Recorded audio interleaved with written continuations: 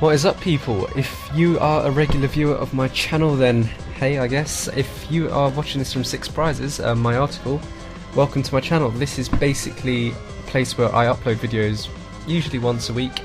They are always battle videos and pretty good quality battle videos at that. I usually just commentate over them like this and just explain what is going through my head and possibly his head, my opponent's head. So yeah, make sure to subscribe if you want to keep up to date with any videos I upload in the future. So right here we do have a match, me playing Zekrom with an Umbreon tech on the right, and Zach from my league, who was around my house the other day, playing Zekrom with a Samurott tech on the left. Interestingly enough, both pretty useless. Zekrom, no, he's not Zekrom, Samurott and Umbreon, both pretty useless. So he gets to go first. He leads with a Cleffa, which tells me that his hand probably isn't the greatest. Otherwise he wouldn't take the risk of me knocking it out with a Tyrogue turn 1. And this allows him, he does actually have an Oak in his hand, so he didn't have an energy, which is unfortunate in his first hand, but otherwise he probably would have attached it. He does Dual Ball, and because he only gets one heads, he just gets a Tyrogue rather than a Pachirisu.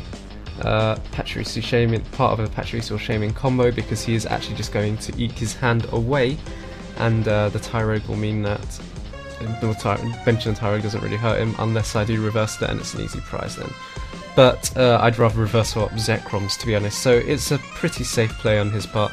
My turn, I am going to Collector, and I do think I have the Unknown Dark and 2 energies in hand already, so I can actually get the Zekrom powered up first turn.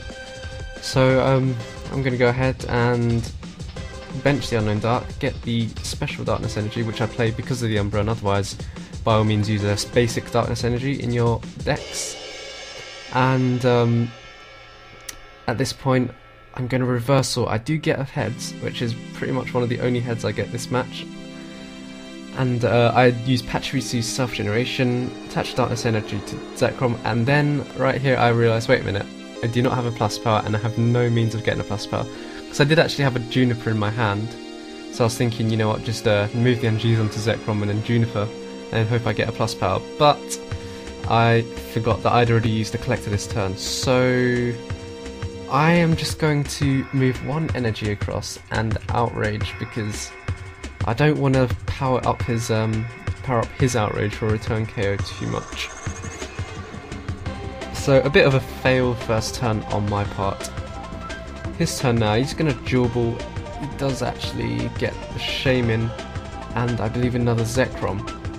And considering he just used a Pachirisu to self-generate, he's in a pretty good position. He can get anything he wants set up. But I think he also has the same problem, that he actually does not have a plus power.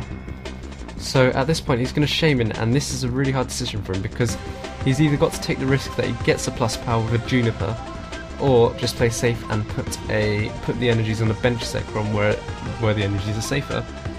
In the end he makes an absolutely amazing move, puts them on the bench, Junipers, and he doesn't get the plus power, so that really paid off for him. He's just going to attach an energy to his active so he can start outraging.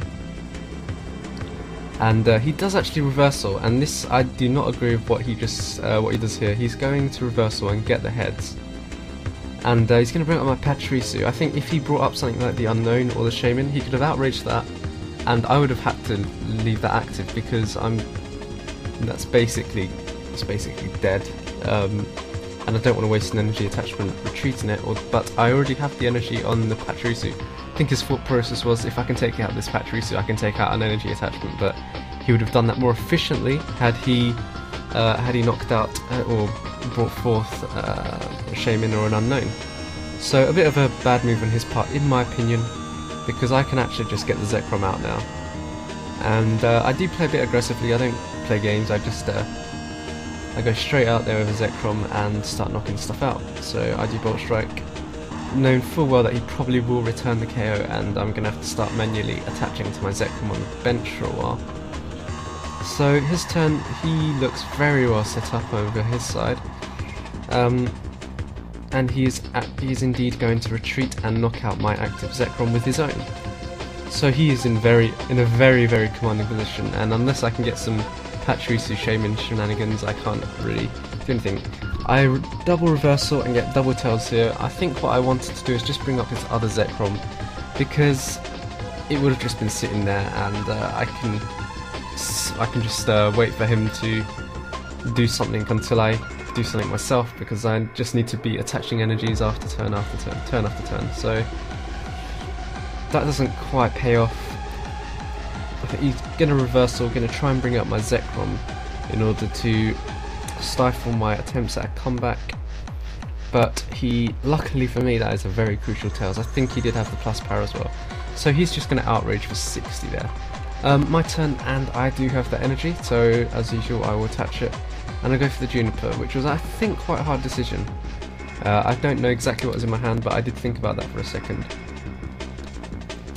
So not much else I believe I can do with this hand. I do have the Junk Arm, I do get the Junk Arm, hence looking through my discard, but don't really see anything in there. And I spend a long time just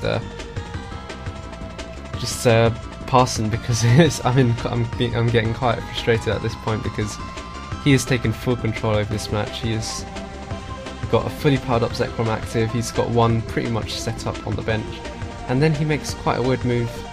Well, I guess it's an acceptable move. He retreats into Tyrogue in order to safeguard that Zekrom in the future, because I do have a Zekrom on the bench waiting to knock him out should he want to attack with that Zekrom. And he just knocks me out with Mischievous Punch. I do believe he gets ahead, so he wakes up, but I am trying for the reversal anyway.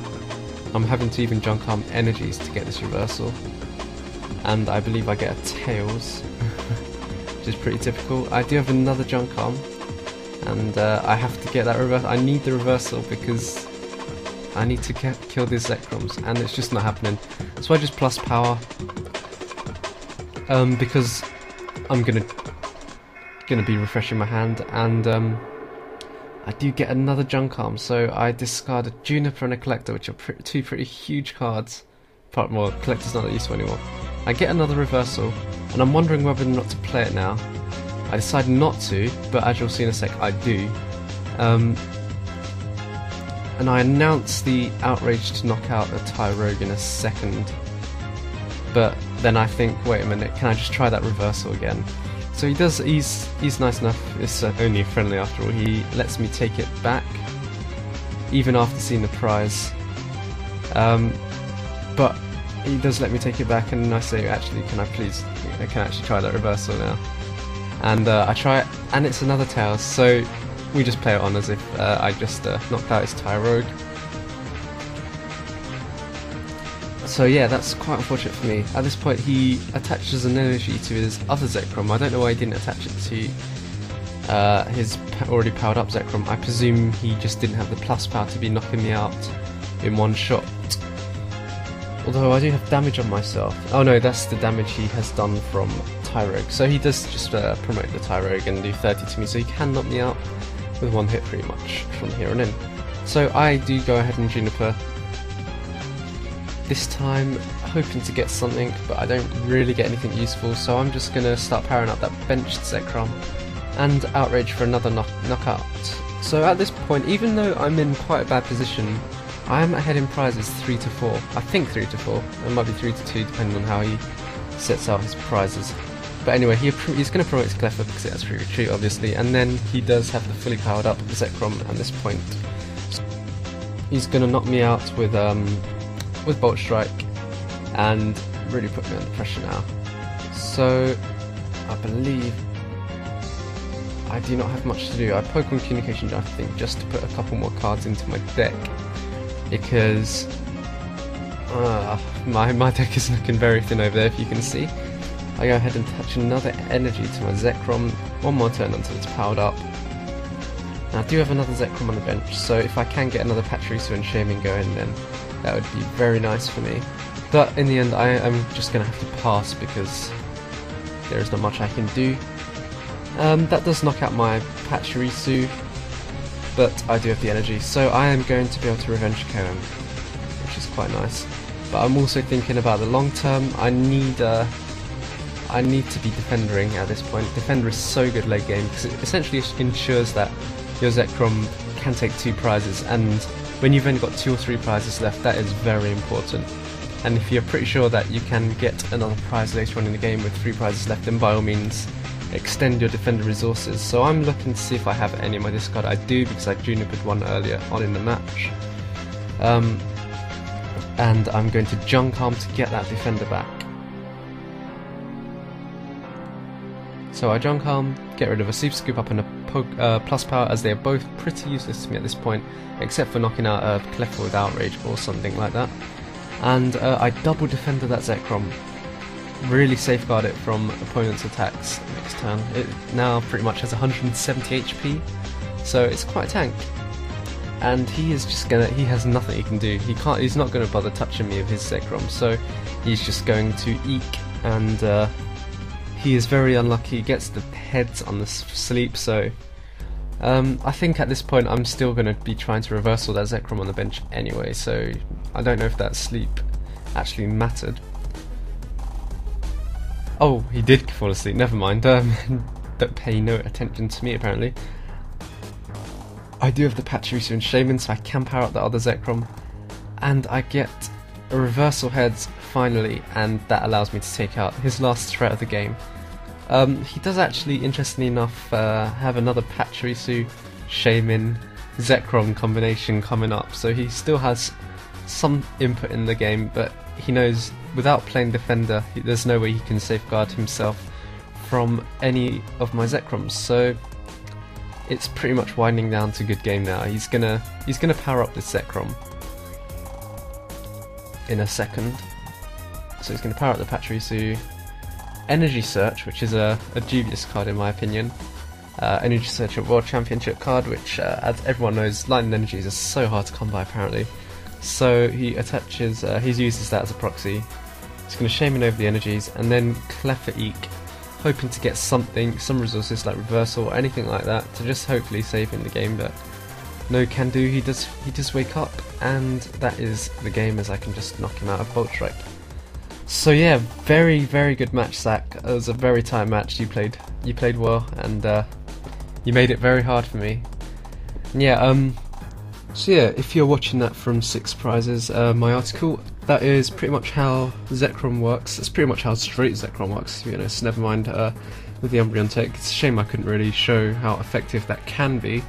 But yeah, it's actually a very very defensive deck. It's deceptively defensive, especially if you don't play any recovery and just 4 Zekrom like I do, because past the first turn or so, you actually have to make sure that every single one of your Zekroms gives you a very good prize outcome, so it gives you 1 or 2 prizes minimum, because you really need them to do that. So you just have to be very careful with your resources and know full well what your opponent could bring to the table next turn. So it's a very intricate deck, as I've said before, and it's actually very enjoyable to play, so definitely try it out. Just a couple of final words, I guess. Make sure to subscribe to my channel if you can. I'll be uploading battle videos like this every week, pretty much, and also check out PokeRemixStudio.com, and we're going to have pretty much live coverage of Worlds this year, which is great news, because I hear coverage is pretty hard to come by usually, but we're going to have our man Tommy Roberts on the scene, feeding me with info every round. So yeah, definitely check out our site and like us on Facebook so you keep up to date with everything we post out. So yeah, thanks a lot for watching, and see you guys next time.